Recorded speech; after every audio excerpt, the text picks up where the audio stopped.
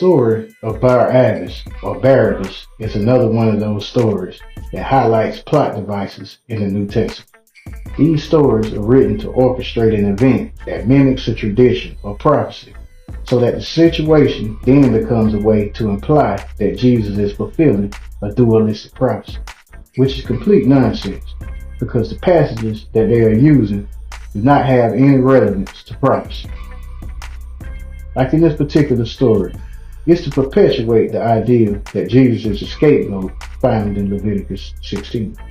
Here's what it says: "And he shall take the two goats and present them before the Lord at the door of the tabernacle of the congregation. And Aaron shall cast lots upon the two goats, one lot for the Lord and the other lot for the scapegoat. And Aaron shall bring the goat upon which the Lord's lot fell, and offer him for a sin offering.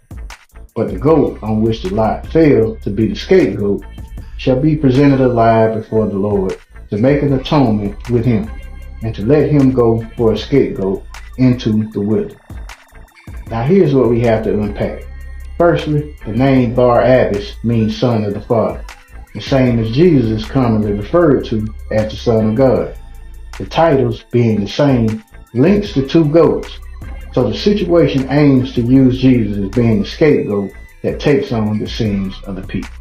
Although Jesus is not released into the wilderness in the context of Leviticus, the theological aim is only to show how the scapegoat takes on the sins of the people.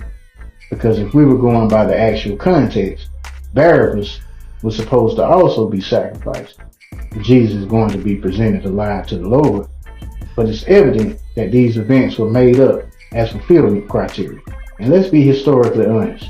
There is no way Pontius Pilate would have allowed someone who revolted against the government to be released in exchange for someone who was only assumed to be trying to start a rebellion.